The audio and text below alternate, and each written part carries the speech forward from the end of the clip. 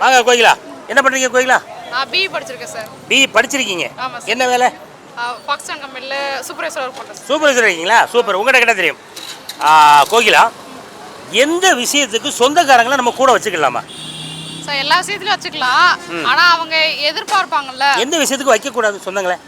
சொந்தங்களை வந்துட்டு தேவைக்குன்னு வைக்கக்கூடாது. பணத்துக்காக நம்மளை யூஸ் பண்ணிக்கிறாங்கன்னா வச்சுக்கூடாது. அதாவது பணத்திற்காக, புரியலையே பாப்பா, எப்படி அது பணத்துக்காக யூஸ் பண்ணுறது? பணத்துக்காக யூஸ் பண்ணுறாங்கன்னா, ஏதாவது நம்ம காசு கொடுத்தா பேசுவாங்க, இல்லை நம்ம ஏதாவது செய்முறை செஞ்சா பேசுவாங்க அப்படின்னா வச்சுக்கூடாது. காசு காசு காசு காசு. அதாவது நம்ம ஏதாவது செய்வோன்னு எதிர்பார்க்குற சொந்தங்களை கூட தயவு செய்து வச்சுக்கிடாதீங்க, அப்படிதானே?